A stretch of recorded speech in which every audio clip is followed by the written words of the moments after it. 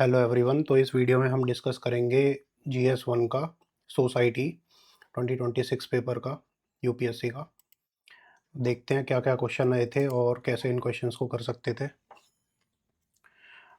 देखो इसमें भी 75 मार्क्स का नियरली आया है। ठीक है, 10 नंबर के 3 क्वेश्चन है और 15 नंबर के 3 क्वेश्चन है। ठीक है, तो देखते हैं पहला क्वेश्चन क्या था।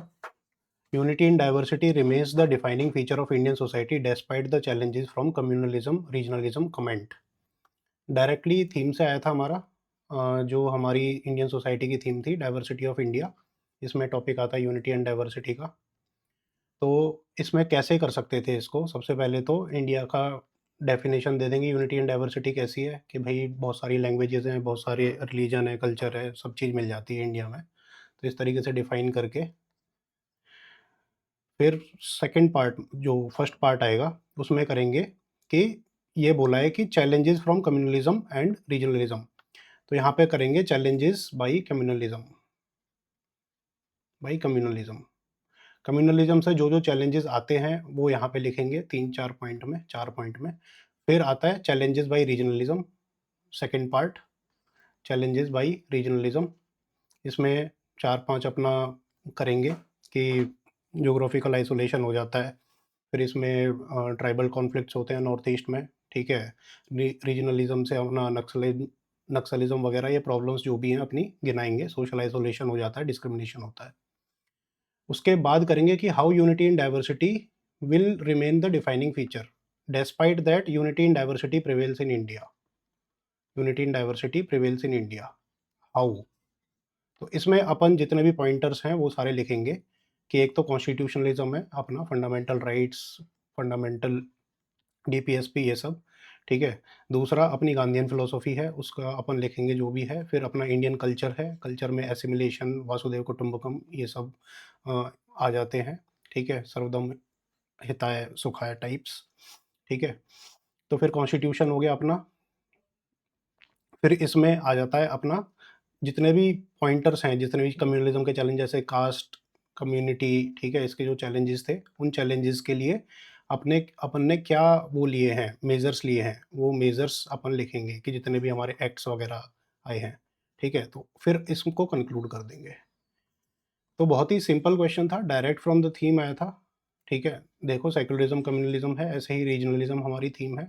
तो थीम में जितने भी पॉइंटर्स हैं वो सारे पॉइंटर्स यहाँ पे दिए हुए थे। ठीक है, कि सेकुलरिज्म का मॉडल क्या है, फिर अपना चैलेंजेस क्या है, चैलेंजेस इन सेकुलरिज्म की डेफिनेशन प्रैक्टिस नहीं है, फिर कल्चरल डाइवर्सिटी है, पॉलिटिक्स, मेजोरिटेरियनिज्म, ये सब जितना भी आता है। बहुत सारी चीज़ों में अपन डाल सकते हैं, जैसे पॉलिटी, इकोनॉमी, सोसाइटी, कल्चर। ठीक है, डिस्क्रिमिनेशन। ठीक है, जेंडर, बहुत सारे पॉइंटर्स हम इसमें बना सकते हैं। ठीक है, अगर आपने नहीं भी पढ़ा है तो भी बना सकते हैं। ठीक है, जैसे क्वेश्चन आया था डायरेक्टली हमारे प्रैक्टिस टेस्ट में कि spirit of tolerance and love is not only an interesting feature of Indian society from very early times but it also playing an important past. तो टॉलरेंस एंड लव का जो culture है, ठीक है, वही basically पूछ रहा है कि यूनिटी इन डाइवर्सिटी कैसे प्रमोट हो रही है। कि जैसे जैसे वैदिक उपनिषदिक ट्रेडिशंस हैं, बुद्धिज्म, जैनिज्म है, भक्ति सूफी मूवमेंट है। ठीक है, अकबर का दीन इलाही है, गांधीयन फिलोसॉफी है। तो ये सब अपन यूज़ करके यूनिटी इन डाइवर्सिटी ला सकते हैं और लाते हैं ऑब्वियसली। ठीक है, फिर कॉन्स्टिट्यूशन सेफ गार्ड है। ठीक है, को एग्जिस्टेंस ऑफ मल्टीपल फेथ। ऐसे हम यूनिटी इन डाइवर्सिटी को प्रमोट करते हैं कि जुडिशियल इंटरवेंशन इन प्रमोटिंग हार्मनी, जैसे सेकुलरिज्म हमारा क्या था। ठीक है, या फिर बेसिक स्ट्रक्चर है, सबरीमाला जजमेंट आई थी। ठीक है, तो ये सब पॉइंटर्स अपन यहाँ पे इजीली लिख सकते हैं कि यूनिटी इन डाइवर्सिटी में challenges and challenges of communism. काफ़ी इजी क्वेश्चन है। Next question, how do you understand disability substantiate the needs of inclusive policy framework in India in this regard. काफ़ी इजी क्वेश्चन है, directly from the theme आया है। हालांकि ये social justice की theme से आया है, डिसेबल्ड पर्सन की। ठीक है, लेकिन social justice is and society we take at like one level. जब भी हम सोसाइटी पढ़ते हैं तो सोशल जस्टिस को एक साथ ही पढ़ लेते हैं। ठीक है, तो इसमें क्या है, डिसेबिलिटी क्या है कि भाई deformity in terms of physical, mental. ठीक है, या फिर सोशल पॉलिटिकल डिसे मतलब रिप्रेजेंटेशन नहीं मिलता, वो सब अंडर डिसेबिलिटी की कैटेगरी में आता है। तो इसमें ये पूछ रहा है कि ये तो डेफिनेशन एक तो दे दी। ठीक है, फिर एक हब एंड स्पोक बना दिया कि किस किस तरह की डिसेबिलिटी हमारी हो सकती है। ठीक है, उसके बाद ये करेंगे need for inclusive policy. Need for inclusive policy. अब इसमें नीड में अपन को क्या करना है, नीड में बेसिकली ये चैलेंजेस पूछ रहा है कि क्या चैलेंजेस आज की डेट में डिसेबल्ड पर्सन फेस करते हैं। वो चैलेंजेस कैसे हो सकते हैं, सबसे पहले तो सोशल चैलेंजेस हो सकते हैं, पॉलिटिकल चैलेंजेस, इकोनॉमिक चैलेंजेस, ठीक है, एंड इंटरसेक्शनैलिटी हो सकती है, जेंडर चैलेंजेस हो सकते हैं। तो इन सब में अपने-अपने 3-4 पॉइंट्स तुम गैदर कर सकते हो कि पॉलिटिकल में जैसे रिप्रेजेंटेशन नहीं मिलता, ठीक है, रिज़र्वेशन जैसे एससी को मिलता है वैसे डिसेबल्ड पर्सन को रिप्रेजेंटेशन में रिज़र्वेशन नहीं मिलता है, ठीक है। इकोनॉमी में आप कह सकते हो कि disabled person is unemployed, most unemployment है डिसेबिलिटी में, ठीक है। तो ये सब अपना इकोनॉमिक में आ गया, ठीक है। और जो फिर इसमें जेंडर में इंटरसेक्शनैलिटी आ जाती है, ठीक है, कि भई वुमन अगर डिसेबल्ड है तो बहुत ही ज़्यादा सोशल डिसएम्पावरमेंट हो जाती है, ठीक है, डिस्क्रिमिनेशन होता है। फिर इसमें इंटरसेक्शनैलिटी में आप ये कह सकते हो कि अगर कास्ट भी साथ में आ गई तो सोशल डेप्रिवेशन हो गया डिसेबिलिटी के साथ, फिर ट्राइबल भी उसमें जुड़ गया, ठीक है, फिर ज्योग्राफिकल आइसोलेशन भी जुड़ गया, रीजनलिज्म भी जुड़ गया। तो बहुत सारी डिसेबिलिटी, तो बहुत सारे पॉइंट्स, मल्टीपल पॉइंट्स, 10-15 पॉइंट्स आप बना सकते हो इसी फ्रेमवर्क में, ठीक है। फिर इसमें क्या आता है कि यहाँ पर नहीं रुकना है, सब्सटैंशिएट द नीड। तो गवर्नमेंट ने क्या-क्या किया ये भी बताना है डिसेबिलिटी में। जैसे डिसेबिलिटी एक्ट हमारा जो है 2016 वाला, ठीक है? तो उसका बताना है, उसमें गवर्नमेंट ने क्या-क्या और भी स्कीम्स निकाली, जैसे सुगम्य भारत अभियान हो गया, डिजिटल लिटरेसी हो गया, ठीक है, शिक्षा के लिए स्वयं पोर्टल हो गया, तो ये सब आप बिल्कुल डाल सकते हो। कहाँ से मिलेगा? Obviously disability in India is a specifically theme. तो definition of disability, facts about disability, कितने डिसेबल्ड हैं, कितने नहीं हैं, कॉन्स्टिट्यूशनल प्रोविज़न क्या है, फिर अपना कि गवर्नमेंट ने क्या-क्या इनिशिएटिव लिए हैं, लीगल इनिशिएटिव्स, स्कीम्स वगैरह क्या हैं, चैलेंजेस फेस्ड बाय द इस ये नीड वाला जो आया था ना कि नीड क्या है, ठीक है? कि एजुकेशन, एम्प्लॉयमेंट नहीं है, फिर हेल्थ केयर नहीं है, सोशल स्टिग्मा है, इम्प्लीमेंटेशन गैप्स हैं, तो ये सब नीड फॉर इंक्लूसिव डेवलपमेंट है। वे फॉरवर्ड इसमें ये सब लिख सकते हो आप स्कीम्स के साथ। तो ईज़ी क्वेश्चन है, आगे बढ़ते हैं। Do you think digital technology promote social empowerment? Explain with example. अब ये क्वेश्चन जो है सोशल एम्पावरमेंट का है और ऑब्वियसली थोड़ा-सा इसमें ई गवर्नेंस वाला गवर्नेंस का पार्ट आया है। अब सबसे पहले आपको डिजिटल टेक्नोलॉजी से आप शुरू करोगे। सबसे पहले आपको डिफाइन करना है डेफिनेशन इसमें इंट्रोडक्शन में सोशल एम्पावरमेंट होती क्या है? ठीक है, सोशल एम्पावरमेंट अगर आप देखो कि कोई भी आदमी मतलब अगर अपनी पूरी जो वो है क्या बोलते हैं कैपेसिटी का यूटिलाइज़ कर पा रहा है एंड उसे इक्वल अपॉर्च्युनिटी मिल रही है, तो वो सोशली एम्पावर्ड है। It equals to rights, opportunities, ठीक है? और रिप्रेजेंटेशन, इक्वालिटी, ठीक है? And like access to resources. तो ये सब अगर है किसी के पास तब सोशल एम्पावरमेंट होती है, डेफिनेशन है, ठीक है? इसके बाद हब एंड स्पोक भी बना सकते हो सोशल एम्पावरमेंट के स्टेक होल्डर्स में, जैसे चाइल्ड हो गया उसकी डेवलपमेंट चाहिए, हमें एम्पावरमेंट चाहिए, वुमन की एम्पावरमेंट चाहिए, ओल्ड एज की एम्पावरमेंट चाहिए, अनएम्प्लॉयड यूथ की एम्पावरमेंट चाहिए, ठीक है? And obviously like woman woman हो गया हमारा, और जितने भी हैं vulnerable sections SC, ST, OBC and transgenders, इन सब की हमें एम्पावरमेंट चाहिए। तो ये हमारे फैक्टर्स हो गए, स्टेक होल्डर अप्रोच कहते हैं इसको। स्टेक होल्डर अप्रोच के थ्रू आप इस सब को लिख सकते हो कि सोशल एम्पावरमेंट क्या है। अब लिखने से पहले do you think challenges in social empowerment आप लिखोगे, instead of directly going for digital technology you should write challenges faced by social empowerment. अब क्या-क्या चैलेंजेस हैं यहाँ पर? सबसे पहले तो पॉलिटिकल चैलेंजेस, सोशल चैलेंजेस, ठीक है, एडमिनिस्ट्रेटिव चैलेंजेस, और इसमें इन्हीं में बहुत सारे इकोनॉमिक चैलेंजेस, ठीक है? ठीक है, फिर इसमें एनवायरमेंटल चैलेंजेस भी आप सोशल एम्पावरमेंट में लिख सकते हो, क्योंकि क्लाइमेट चेंज का सबसे ज़्यादा दंश सोशली डिसएम्पावर्ड लोग झेलते हैं। तो इनमें चैलेंजेस में आपने पॉइंट लिख दिए, then you will write either on the table or you write in next paragraph, in next sub part, कि how digital technology will play the role.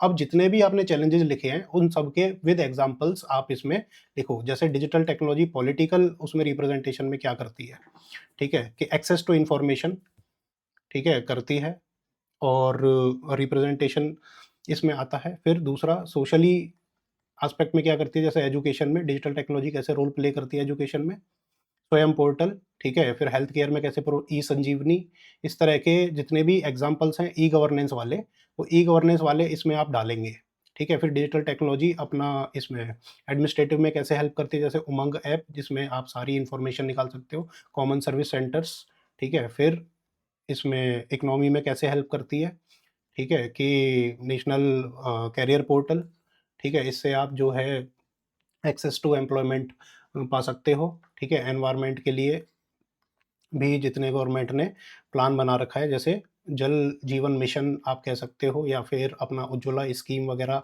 कह सकते हो, वो सारी स्कीम्स गवर्नमेंट ने सोशल एम्पावरमेंट के लिए निकाल रखी हैं। और ऑब्वियसली प्रधानमंत्री आवास योजना, बहुत सारी स्कीम्स हैं, जो भी पॉवर्टी एलिवेशन की स्कीम्स हैं, वो सारी आप डिजिटल प्लेटफॉर्म, और फिर ऑब्वियसली इकोनॉमी में जनधन आधार योजना आप बिल्कुल दे सकते हो, कि जनधन आधार से जो डायरेक्ट बेनिफिट ट्रांसफर है उससे अपना ले सकते हो। तो ये इसका प्रॉपर एक आंसर है, ठीक है, कि डिजिटल टेक्नोलॉजी सोशल एम्पावरमेंट में कैसे रोल प्ले करती है। अब ये आंसर आप कहाँ से दोगे? सीधा आप जाओगे ई गवर्नेंस पे। जैसे डिसेबिलिटी, सॉरी पिछले क्वेश्चन का क्वेश्चन भी हमने दे रखा है, जैसे disability and poverty are interlinked and how to promote inclusive development. ये क्वेश्चन हमने प्रैक्टिस क्वेश्चन में दे रखा था, तो इसी से डिसेबिलिटी में क्या क्या दंश आप झेलते हो, ठीक है, डिसेबिलिटी से क्या क्या होता है, फिर इसमें कैसे आप डिसेबिलिटी को कर सकते हो, तो क्वेश्चन में भी अपन ने दे रखा है। Then digital literacy in India, ठीक है, जो सोशल एम्पावरमेंट में बताया था कि क्या-क्या उसकी प्रॉब्लम्स हैं, क्या-क्या उसके सॉल्यूशंस हैं, कैसे-कैसे अपन को करना है, सारा इसमें है। फिर ई गवर्नेंस वाले पार्ट में भी आप डायरेक्टली देख सकते हो कि what is the need and significance of e governance. तो वही कि सोशल एम्पावरमेंट हमारी क्यों नहीं हो रही, जो चैलेंजेज़ हैं, वो चैलेंजेज़ यहाँ से आ जाएँगे, ठीक है? और ये जो एग्ज़ाम्पल्स दे रखे हैं, आप इन एग्ज़ाम्पल्स को यूज़ करके जो मैंने सॉल्यूशंस बताए, उनमें आप लिख सकते हो, ठीक है? नेक्स्ट क्वेश्चन 15 नंबर का, is caste disappearing in urban India? Directly from theme है, जैसे डिसेबिलिटी और डाइवर्सिटी वाली ये थीम थी, डिसेबिलिटी वाली ये थीम है, और जो हमने सॉरी ये सोशल एम्पावरमेंट डिजिटल गवर्नेंस वाली अपनी ये थीम है, जैसे आईसीटी एडॉप्शन मिसलेनियस में दे रखा है ये। तो सारे क्वेश्चन थीम से ही आए हैं। फिर आता है हमारा, is caste disappearing in India? मेरी क्लास में पहला ही मैंने ये बोला था, कोई भी क्वेश्चन अगर आएगा कास्ट से तो यही आएगा कि कास्ट डिसअपियर कर रही है तो उसके सबूत दे दो, और कास्ट डिसअपियर नहीं कर रही है उसके सबूत दे दो। जैसे कास्ट सिस्टम इन इंडिया, ये अपनी डायरेक्ट थीम से आया है, थीम दिखा देता हूँ। ई गवर्नेंस हो गया, हाँ, कास्ट सिस्टम इन इंडिया। तो इसमें इस क्वेश्चन को कैसे सॉल्व करना है, पहले तो ये देख लेते हैं कि पहले तो कास्ट सिस्टम को आप इसमें डिफाइन कर देंगे इंट्रोडक्शन में, ठीक है, व्हाट इज कास्ट। उसके बाद पहले उसमें लिखेंगे कि caste is disappearing because of following factor, disappearing because of following factor. कौन कौन से फैक्टर हैं कास्ट डिसअपियरिंग होने के? ठीक है, एक तो सबसे बड़ा अर्बनाइजेशन फैक्टर है, एजुकेशन फैक्टर है, ठीक है, equality in government policies factor है, लॉज हमारे constitutional articles and different different laws, जैसे एस सी एस टी वगैरह, ये सारे फैक्टर्स हैं कास्ट डिस्क्रिमिनेशन को रिमूव होने के। देन ग्लोबलाइजेशन एक बहुत बड़ा फैक्टर है कास्ट डिस्क्रिमिनेशन खत्म होने का। Then women empowerment and women friendly policies से जब वुमेन एम्पावर होती है तो ऑब्वियसली कास्ट रिलेटेड फैक्टर्स पे भी उसका इम्पैक्ट आता है, ठीक है। तो ये सारे फैक्टर हैं, और भी 4-5 फैक्टर आप इसमें ऐड कर सकते हो, ठीक है। I am not going into that, I am just telling you how would you write that answer. Then caste is not disappearing, caste still exists. Caste still exist के क्या क्या पॉइंटर्स आप लिखोगे? कि एजुकेशन में रिप्रेजेंटेशन कम है, फिर हेल्थ में रिप्रेजेंटेशन कम है, जैसे MMR TFR S C S T communities का ज़्यादा है, ठीक है। फिर इसमें क्या लिखोगे आप कि रिप्रेजेंटेशन कम है कि जॉब्स में डिस्क्रिमिनेशन की टॉप लेवल पोजीशंस में, फिर प्राइवेट सेक्टर में डिस्क्रिमिनेशन अभी भी है। डिस्क्रिमिनेशन नहीं भी हो तो एक्सेस नहीं है, रिप्रेजेंटेशन नहीं है, ठीक है। देन यू विल से कि रूरल इंडिया में caste still exists at deeper level, ठीक है।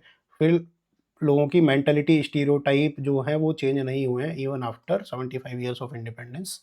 तो ये सब अपने फैक्टर्स आ जाते हैं कास्ट में, ठीक है, कि अभी भी नहीं हुई है। फिर आप इसमें लिख देंगे वे फॉरवर्ड। वे फॉरवर्ड में आप क्या लिखेंगे कि रिजर्वेशन रिफॉर्म की आप बात कर सकते हैं, जिससे, और दूसरा कि जो लोग अपलिफ्ट हो चुके हैं उनको अपन हटाएंगे रिजर्वेशन रिफॉर्म में, ठीक है। क्रीमी लेयर इसमें डाल देंगे ताकि जो भी कास्ट अनरिप्रेजेंटेड है वो आगे आ पाए। फिर इसमें ये कर देंगे कि एजुकेशन मोबिलाइजेशन, ठीक है, आई reform in ICT, equality in opportunity, ठीक है। फिर फाइनेंशियल इंक्लूजन, वही पॉलिटिकल सोशल इकोनॉमिक, ठीक है, अपने एनवायरमेंटल फैक्टर्स इसमें सारे डाल के कास्ट को हम ऐसे और दूर करेंगे। तो ये सारे कोडाइनिंग वगैरह ये सारे एग्जांपल्स आप कास्ट के रिलेटेड इसमें दे सकते हो, ठीक है। जैसे कास्ट है ये, तो कास्ट क्यों होती है इंडिया में, कैरेक्टरिस्टिक ऑफ कास्ट क्या है, फिर क्यों होती है, ठीक है। मेनली क्या है कि अपन को ये देखना है कि कास्ट अभी क्यों जा रही है, मेजर फोर्सेस ऑफ चेंज, कि कास्ट क्यों डिसअपियर हो रही है, कि मॉडर्न एजुकेशन से, इंडस्ट्रियलाइजेशन से, अर्बनाइजेशन, लैंड रिफॉर्म हुए थे, इन सब की वजह से, अफर्मेटिव एक्शन की वजह से कास्ट हमारी डाइल्यूट हुई है। लेकिन कास्ट अभी भी परसिस्ट करती है, कहाँ करती है, प्राइवेट स्फेयर्स में करती है, ऑक्यूपेशनल डिस्पैरिटीज़ हैं, ठीक है, एम्प्लॉयमेंट पूरा नहीं है, ऑनर किलिंग, एंडोगेमी जैसे इंटर कास्ट मैरिज अभी भी एक तरीके से टैबू मानी जाती हैं। तो ये सारी चीज़ें आप इसमें लिखोगे जो मैंने पॉइंटर्स हैं आपको यहाँ गिनाए, ठीक है। नेक्स्ट क्वेश्चन कमिंग, कास्ट पे बहुत सारे अपन ने वो भी दे रखे थे, क्या बोलते हैं, प्रैक्टिस क्वेश्चंस कास्ट के, जैसे intersectionality of caste, class, gender, ठीक है। हालांकि जो मैंने क्वेश्चन बनाए थे वो थोड़े डिफिकल्ट कैटेगरी थे, ये बिल्कुल ही स्ट्रेट फॉरवर्ड इसने पूछ लिया कि पंचायती राज सिस्टम में अभी भी कास्ट कैसे रोल प्ले करती है, ठीक है। फिर इसमें क्वेश्चन एक था कि caste based to economic based अगर रिजर्वेशन करते तो उसमें क्या क्यों करना चाहिए या क्यों नहीं करना चाहिए, आर्ग्यूमेंट फॉर, आर्ग्यूमेंट अगेंस्ट। तो इस तरह के क्वेश्चन मैं सोच रहा था आएंगे, लेकिन ये तो बिल्कुल ही सिंपल पूछ लिया इसने, ठीक है। मैं तो वर्स्ट के लिए प्रिपेयर कराया था। Then critically examine the challenges of demographic transition in contemporary India. अब ये है कि डेमोग्राफिक ट्रांजिशन हो रहा है कंटेम्प्रेरी इंडिया में, उसके चैलेंजेस पूछ रहा है। क्रिटिकली एग्जामिन का क्या मतलब है कि उसके पॉजिटिव भी गिनाने हैं, नेगेटिव भी गिनाने हैं, ठीक है। मतलब क्या, पॉजिटिव में पोटेंशियल क्या है, गुड पोटेंशियल क्या है, और नेगेटिव में क्या क्या उसके चैलेंजेस, जैसे डेमोग्राफिक नाइटमेयर हमारा हो सकता है। अब इसमें क्या लिखना है कि व्हाट इज डेमोग्राफिक ट्रांजिशन, उसके तुम्हें इसमें फैक्ट देने हैं, क्योंकि इसने डेमोग्राफिक डिविडेंड नहीं पूछा है, तो इसके फैक्ट देने हैं तुम्हें कि डेमोग्राफिक ट्रांजिशन हमारा कैसे हो रहा है। जैसे टीएफआर से आप ले सकते हो या पॉपुलेशन से कह सकते हो कि जो डेमोग्राफिक कर्व है वो आपको कर्व बनाना है, और अपन अभी उस कर्व के यहाँ पर हैं, ठीक है। मोस्टली कंट्रीज यहाँ पहुँच चुके हैं, अपन यहाँ पर हैं, ठीक है। तो it provides both challenges and as well as opportunities, इस तरीके से आपको इंट्रोडक्शन इसका बनाना है। फिर आपको करना है कि फैक्ट्स ऑफ डेमोग्राफिक ट्रांजिशन की, कई तरह के इसमें फैक्ट आते हैं कि जैसे माइग्रेशन कितना है, फिर इसमें अपनी यूथ पॉपुलेशन कितनी है, अपन ओल्ड एज कब हो रहे हैं, ठीक है। फिर इसमें वुमन रिप्रेजेंटेशन कितना है एम्प्लॉयमेंट में या वैसे, तो ये डेमोग्राफिक ट्रांजिशन के फैक्टर्स हैं। तो इन फैक्टर्स पे आप एक सब पार्ट फैक्ट का बना सकते हो, ठीक है। उसके बाद आपको क्या लिखना है कि challenges faced by demographic transition, challenges faced. अब चैलेंजेस फेस्ड में आप क्या लिखोगे, ऑब्वियसली जब माइग्रेशन के चैलेंजेस लिखोगे, आप यूथ के चैलेंजेस लिखोगे, ओल्ड एज के चैलेंजेस लिखोगे, देन अनएम्प्लॉयमेंट, हेल्थ, एजुकेशन, इनकी एक्सेसिबिलिटी नहीं हो रही है, रिसोर्सेज कम है और वो ज़्यादा हैं, तो ऐसे 10-12 पॉइंट आप 10-12 तो नहीं लिखने, लेकिन फिर भी 6-7 पॉइंट तो आप लिख ही सकते हो ईजिली। फिर इसमें क्या करना है कि डेमोग्राफिक अपना अपॉर्चुनिटीज़ आपको लिखनी है कि अपॉर्चुनिटीज़ क्या हैं, डेमोग्राफिक अपॉर्चुनिटीज़ क्या हैं, कि largest market in the world, ठीक है। इकोनॉमिक अपॉर्चुनिटीज़ पहले तो लिखोगे, इकोनॉमिक अपॉर्चुनिटीज़ क्या हैं। फिर इसमें पॉलिटिकल अपॉर्चुनिटीज़ आप लिखोगे, एडमिनिस्ट्रेटिव कन्वीनियंस आप लिखोगे।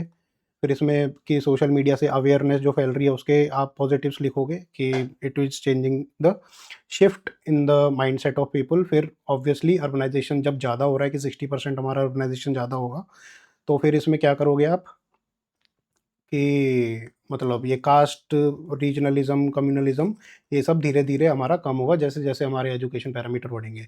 तो डेमोग्राफी से रिलेटेड ही है। अब इसका सीधा-सीधा ये था कि डेमोग्राफी ए डिविडेंड और डिज़ास्टर, ये नोट्स में अपना दे रखा है, प्रॉपर थीम है इसकी, डेमोग्राफी की कहाँ पर है, जैसे पॉपुलेशन एंड एसोसिएटेड इश्यूज़, ये प्रॉपर थीम है, ठीक है। इसी थीम से ये क्वेश्चन आया है डायरेक्टली। इसमें क्या है कि करंट डेमोग्राफिक सिनेरियो, क्या सिनेरियो है, सारे फैक्ट्स दे रखे हैं। फिर पोटेंशियल बेनिफिट्स क्या हैं उसके, ठीक है, कि डेमोग्राफिक डिविडेंड हम कैसे यूज़ कर सकते हैं, इकोनॉमी में boost, entrepreneurship, consumer demand and longer window है हमारे पास 3-4 डिकेड की, जो कि बाकी कंट्रियों के पास ख़त्म हो गई है। लेकिन रिस्क भी हैं, क्योंकि ये चैलेंजेस पूछ रहा है तो रिस्क आर इंपॉर्टेंट, तो ये सारे रिस्क दे रखे हैं, unemployment, jobless growth, low female participation, जो भी हमने डिस्कस करा है, entrepreneurial bottleneck, social unrest, frustration, unemployed youth, radicalization, crime, ये वो, ठीक है। तो इंडिया कैसे इसमें रेडी हो सकता है और हमने क्या-क्या उसमें मेजर्स लेने हैं, वो सब देखना है। फिर चैलेंजेस फेस लिखने के बाद इसमें आपको लिखना है वे फॉरवर्ड। वे फॉरवर्ड में वही स्किलिंग लार्ज स्केल पे करनी है, लिटरेसी अपन को लार्ज स्केल पे बढ़ानी है, डिजिटल इंक्लूजन, फाइनेंशियल इंक्लूजन अपन को लार्ज स्केल पे करना है, पॉवर्टी रिमूवल प्रोग्राम्स पे बहुत ज़्यादा फोकस करना है, ठीक है, एंड एंटरप्रेन्योरशिप को बढ़ाने के लिए स्टार्टअप इंडिया, ये सब मिशन अपन को ठूस देने हैं इसमें। तो 15 नंबर में ये लगा लो आपके पास 30-40 पॉइंट हैं, उनको एक एक लाइन में लिख के आराम से 3 पन्ने का बहुत बढ़िया एकदम फर्स्ट क्लास आंसर इसमें लिखा जा सकता है। ईजी क्वेश्चन है, directly from the notes.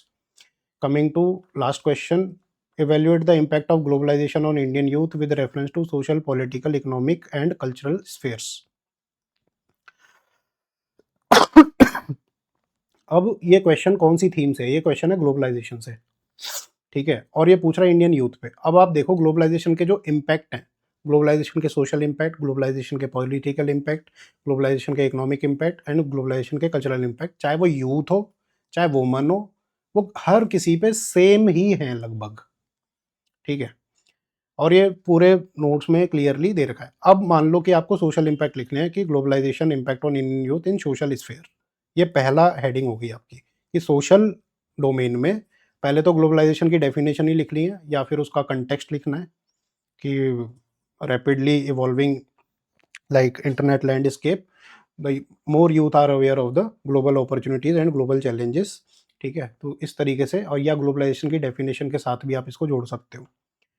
Definition में मतलब इंट्रोडक्शन में पहला पार्ट है इसमें सोशल। अब सोशल में ग्लोबलाइजेशन का जो इम्पैक्ट है वो पॉजिटिव भी हो सकता है और वो नेगेटिव भी हो सकता है।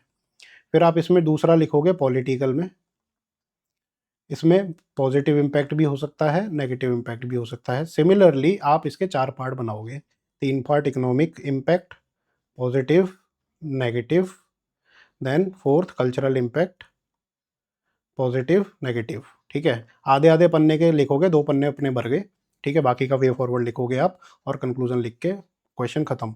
अब इसमें पॉजिटिव नेगेटिव लिख रहे हो आप तो 2-2 भी लिखोगे तो भी काम चल जाएगा, 3 भी लिख सकते हो, काफ़ी ईजी है ये, ठीक है, कि सोशल इम्पैक्ट क्या हो सकता है इंडियन यूथ पे ग्लोबलाइजेशन का। पॉजिटिव इम्पैक्ट कि अपनी जेंडर इक्वलिटी अपनी बढ़ रही है, क्लाइमेट चेंज जो है उसके प्रति अवेयरनेस आ रही है, ठीक है, ग्लोबल एक्सेस ऑफ एजुकेशन अपना हो चुका है, ठीक है, जैसे ऑनलाइन कोर्स वगैरह फॉरेन यूनिवर्सिटी के आप ले सकते हो, ये सब सोशल। फिर हेल्थ इम्पैक्ट आप ले सकते हो कि वर्ल्ड के हिसाब से हमारे स्टैंडर्ड्स जो हैं हेल्थ के वो भी बढ़ रहे हैं, जैसे अपना ग्लोबल रैंकिंग्स वगैरह आती हैं उससे। नेगेटिव इम्पैक्ट क्या है सोशल के कि कल्चरल डिटेरियोरेशन हो रहा है, वेस्टर्नाइजेशन आ रहा है, ठीक है, एंड राइज इन डाइवोर्सेस, इस तरीके से आप लिख सकते हो कि लॉस ऑफ लाइक कम्युनिटी, ठीक है। फिर इंडिविजुअलिज्म कुछ ज़्यादा ही हो गया है, इसकी वजह से क्या हो रहा है कि लोनलीनेस अपनी बढ़ रही है, तो ये सोशल इश्यूज़ हैं, समझ रहे हो। फिर पॉलिटिकल में भी आप इस तरीके से करेंगे कि फॉरेन, जैसे नेगेटिव में तो है फॉरेन फंडिंग का नेगेटिव रोल है, फिर इसमें सोवरेंटी लॉस है, जैसे वॉर्स वगैरह चल रही हैं, तो ये सब आ जाएगा। पॉजिटिव इम्पैक्ट में क्या आ जाएगा कि ग्लोबली कॉम्पिटिटिव गवर्नेंस, जैसे अपन ने पब्लिक एडमिनिस्ट्रेशन में या फिर कोई भी जैसे लॉज होते हैं, जैसे पेरिस क्लाइमेट एग्रीमेंट हो गया हमारा, ठीक है, तो अपन ग्लोबल पॉलिसीज़ अपना रहे हैं जो कि स्टैंडर्डाइज्ड हैं ग्लोबल लेवल पे, ठीक है, तो स्टैंडर्डाइजेशन हमारा ग्लोबल लेवल पे आ रहा है, जैसे डेमोक्रेसी अपने वर्ल्ड कॉन्स्टिट्यूशन से ही लिया है, ठीक है, fundamental right, fundamental duties, adoption of good governance policies, तो ये सब पॉलिटिक्स में आप लिख सकते हो। Similarly in economic sphere, similarly in cultural sphere, ठीक है। अब ये कहाँ से मिलेगा आपको, तो ग्लोबलाइजेशन के हमारे नोट्स, जैसे डेमोग्राफिक ट्रांजिशन पे डायरेक्टली क्वेश्चन है, सॉरी, ये देखो, critically examine the challenges of demographic transition in contemporary India, इस पे अपन ने प्रैक्टिस क्वेश्चन दे रखा है। Critically analyse the impact of global demographic transition in on economic growth, ठीक है, how can India avoid the demographic trap, तो it's the same question in different language, you can use the similar points, ठीक है, पूरा इसमें answer अच्छे से दे रखा है। Coming to the globalization of Indian society पूरा है इसमें, ठीक है, थीम में कि डिफरेंट डिफरेंट पर्सपेक्टिव हैं सोशलाइज ग्लोबलाइजेशन के, अच्छा है बुरा है, और इम्पैक्ट क्या हो रहा है इसका, political impact, economic impact, social impact, जो क्वेश्चन में पूछा है डायरेक्टली दे रखा है, सोशल, पॉलिटिकल, इकोनॉमिक, कल्चरल, ठीक है, आप ये देखिए कि political impact, economic impact, social impact, ठीक है। फिर कल्चरल इम्पैक्ट में सोशल इंस्टीट्यूशन में जैसे मैरिज पे इम्पैक्ट, फैमिली पे इम्पैक्ट, ठीक है, फिर कास्ट पे इम्पैक्ट, रिलीजन पे इम्पैक्ट, तो पूरे डिटेल में इसमें दे रखा है, आपको बस इसको एक एक लाइन में लिखना है, जो बेस्ट पॉइंट लगे वो आपको लिखना है। प्रिपेयर आप इसी को पढ़ के बिल्कुल कर सकते हैं तरीके से। Judicial impact, then economic inequality, impact of Indian value system, positive negative, education पे इम्पैक्ट, हेल्थ पे इम्पैक्ट, एनवायरनमेंट पे इम्पैक्ट, टेक्नोलॉजी पे इम्पैक्ट, इंफ्रास्ट्रक्चर पे इम्पैक्ट। अभी स्टेक होल्डर भी आएंगे, ठीक है। स्टेक होल्डर में देखो आपको यूथ भी मिलेगा यहाँ पर, globalization and children, globalization and age, old age पे इम्पैक्ट, वुमन पे इम्पैक्ट ग्लोबलाइजेशन का। इन इसमें यूथ कहाँ गया, यूथ भी था। दलित पे इम्पैक्ट, लेबर क्लास में इम्पैक्ट, ट्रांसजेंडर पे इम्पैक्ट, यूथ एंड ग्लोबलाइजेशन, क्या क्या पॉजिटिव इम्पैक्ट है यूथ पे, क्या क्या नेगेटिव इम्पैक्ट है यूथ पे, तो वो भी दे रखा है। तो it is very easy to answer, ठीक है। क्वेश्चन भी अपन ने दे रखा है कि हाउ, मतलब मैंने तो डिफिकल्ट क्वेश्चन बनाए, इसने तो डायरेक्टली बहुत ही ईजी पूछ लिया है। Has the increasing penetration of global media and consumer culture altered the nature of traditional festival of ritual in India? It is the mix of like globalization impact on culture, तो वो उस theme का question है। फिर दूसरा kinship family relation पे, तो वही अपने सोसाइटी पे कैसे ग्लोबलाइजेशन इम्पैक्ट कर रहा है उसका क्वेश्चन है, ठीक है। फिर ये क्वेश्चन है कि कल्चरल पैराडॉक्स है wherein globalization promotes both individual and identity based conservatism in Indian society, तो ये सोशल इम्पैक्ट पे क्वेश्चन है। तो ऐसे ही इकोनॉमिक इम्पैक्ट पे भी आपको क्वेश्चन मिल जाएगा कि डिजिटल ग्लोबलिज्म हो रहा है, ठीक है, तो उससे इंडिया पे क्या इम्पैक्ट हो रहा है। तो ये सब आप देख सकते हो कि सारे जो क्वेश्चंस हैं वो नोट्स पढ़ के इजीली आपको अंडरस्टैंड भी हो जाते हैं, प्रैक्टिस क्वेश्चन करके आप इनको सॉल्व भी कर लेते हैं। Practice questions are difficult in nature, ये तो काफ़ी स्ट्रेट फॉरवर्ड यूपीएससी ने पूछे हैं, ठीक है। I hope you understood like how to answer these questions, and with this we'll end this video and meet you in the next video where we'll discuss the geography questions. Thank you all.